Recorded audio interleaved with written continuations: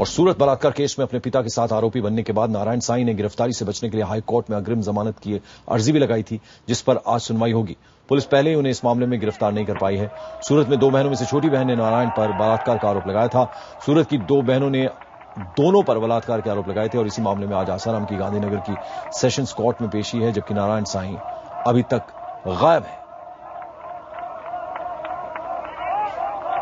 और हर नए दिन के साथ आसाराम के बारे में नए खुलासे हो रहे हैं।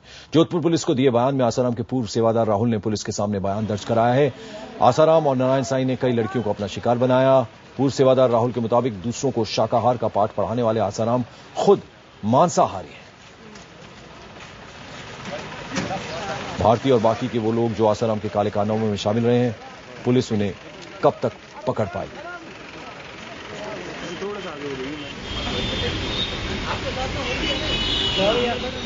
बात करते हो, मोबाइल में बात करते हो। मैं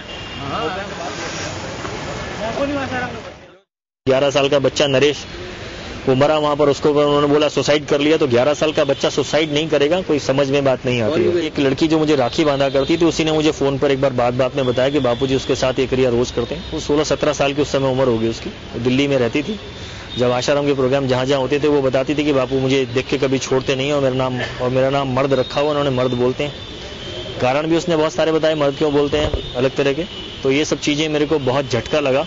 आशाराम की लड़कियों को समझाती थी कि बापू जी हैं भगवान कृष्ण का रूप है, और ये यहाँ पर हैं तो ये इनके साथ एक सेकंड भी बिताया हुआ भगवान कृष्ण के साथ बिताया हुआ समय है। तो इनका बिल्कुल भी जो आपके पास, जब इनके पास जाओ बापू जी के पास, तो अपना तन मन धन समर्पित कर दो। और तुम्हारे पास सबसे पहले तो तुम्हारा शरीर है, अपना शरीर उनको समर्पित करना। जब बापूजी तुम्हें अपनी बाहों में ले लें तो समझना तुम्हारे सारे पाप धुल गए और पुण्यों का उदय हो गया, अब तुम मुक्त हो जाओगी। क्योंकि तुम गोपी थी कृष्ण के टाइम में, लेकिन मुक्ति नहीं हो पाई तुम्हारी। जबरदस्ती ही करते देखा हमने कई बार, तो बिल्कुल दादागिरी के साथ, गुंडे जैसे कोई बलात्कारी पुरुष होता है उस तरह से। महिलाओं को उनके पास भेजने से पहले अफीम थोड़ी सी दूध में डाल के पिला दी जाती थी, अश्वगंधा आदि घृत डाल के मिला के उसको पिलाया जाता था, तो उसके बाद वो थोड़ी सी अनकॉन्शियस जैसी हो जाती थी।